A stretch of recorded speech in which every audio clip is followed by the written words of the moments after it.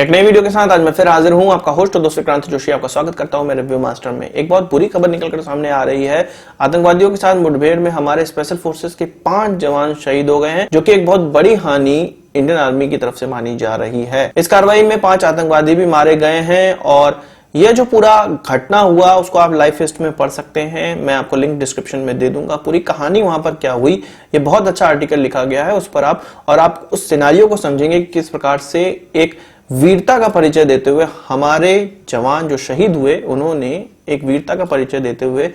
इन 5 आतंकवादियों को मार गिराया है और बदले में ये 5 हमारे जो जवान थे वो शहीद हो गए थे। तो इस आर्टिकल को आप जरूर पढ़ें और समझिए कि किस प्रकार का सिनेरियो वहां पर हुआ होगा और किस प्रकार से हमारे जवान लड़ते हैं। बात करें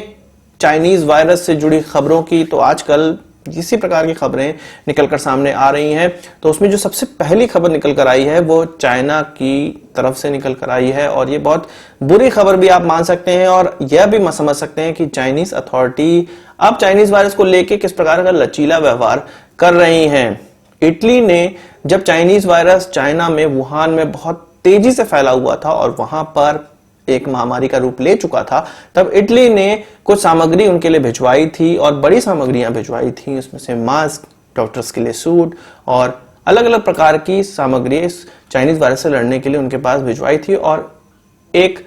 डोनेशन के तौर पे भिजवाया था। उनको इस प्रकार की चीज डोनेट की थी, उसके लिए कोई भी पैसा उन्होंने नहीं लिया था। पर चाइना ने जब अब इटली में यह महामारी बहुत तेजी से फैल चुकी है तो चाइना ने उनको कुछ सामान डोनेट किया। ये पहले माना जा रहा था कि डोनेट किया, पर ऐसा नहीं है। उसका चाइना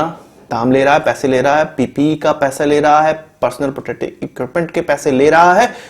और फिर बाद में ये देखा गया पैसे तो वो ले ही रहा है, पर ये जो पीपीई भेजे गए हैं इटली को चाइना के द्वारा, वो वही पीपीई हैं जो कि इटली ने पहले चाइना को भेजा था। इसमें सभी पीपीई ऐसे पीपीई नहीं है जो कि इटली की तरफ से चाइना को भेजे गए थे, पर कुछ मात्रा में ये जरूर हैं। मुझे लगता है कि जब इन पीपीई का इस्तेमाल डॉक्टर्स के द्वारा चाइना के अंदर किया गया, उसके बाद इसको रिटर्न किया गया चाइना गवर्नमेंट को और पूरे इंटरनेशनल कम्युनिटी में यही पीपीई बांटे जा रहे हैं जो कि एक बार इस्तेमाल हो चुके हैं या बच गए होंगे, तब उनको इस प्रकार से इटली को बेच दिया गया। इस प्रकार की चीजें चाइना कर रहा है और अपनी इकोनॉमी को बूस्ट करने का प्रयास कर रहा है। इससे यह साफ पता चलता है कि यह महामारी चाइना की ही क्रिएट की हुई है। वहीं चाइना के बहुत अच्छे पिट्ठू की बात कर लेते हैं, वो पाकिस्तान है, आप जानते ही होंगे। और अब सार्क देशों में जो एक फंड बनाया गया था सार्क देशों के बीच में, जो कि $18 मिलियन तक पहुंच गया था इस चाइनीज वायरस से लड़ने के लिए, जिसमें कि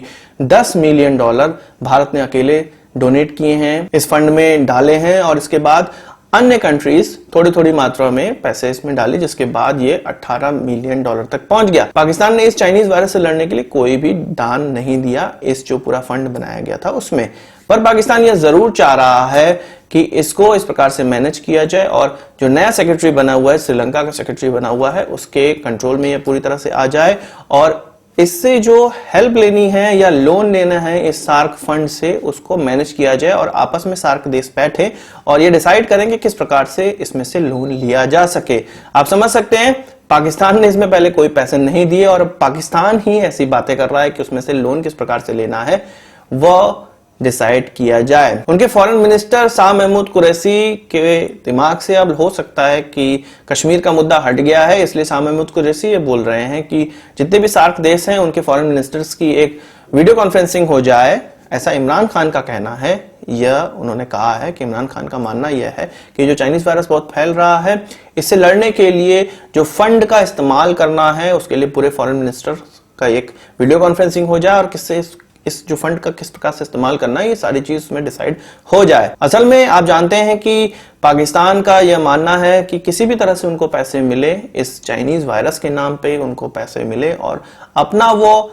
उन कर्ज का जो इंटरेस्ट लगता है उसको वो चुका सकें जो कि उनको पहले से ही देने हैं। इसलिए वो सोच रहा है कि कहीं ना कहीं से उनको फंड मिलता रहे और अब उनकी नजर सार्क के इस फंड में है। मेरा मानना तो यह है कि पाकिस्तान को किक आउट कर देना चाहिए, फेंक देना चाहिए सार्क से बाहर। अभी तक इसको क्यों झेला जा रहा है, पर सार्क में अभी यह देश है तो इसको झेलना तो पड़ेगा ही। वही बात करें हाइड्रोक्सी क्लोरोक्विन की, तो आपको पता है कि कल मैंने आपको बताया था कि अमेरिका ने भारत से बात की है कि हाइड्रोक्सी क्लोरोक्विन उनके देश पहुंचाया जाए और जितना उन्होंने ऑर्डर दिया हुआ है उस पर से बैन हटे और भारत इसका एक्सपोर्ट अमेरिका को करे। तो 30 अलग अलग कंट्रीज जिसमें कि रशिया भी शामिल है, इसराइल भी शामिल है, बड़ी बड़ी कंट्रीज शामिल हैं, वो चाहती हैं कि भारत हाइड्रोक्सीक्लोरोक्विन का जो प्रोडक्शन है उसको बढ़ाए और जो बैन लगाया गया था उसको हटा दिया जाए ताकि इन देशों तक हाइड्रोक्सीक्लोरोक्विन पहुंच सके। भारत की ये कैपेबिलिटी है कि 30 देश, विश्व के 30 बड़े देश भारत से ये कह रहे हैं कि किसी दवाई का वो मैन्युफैक्चरिंग बढ़ाए और उस पर लगे हुए बैन को हटाए।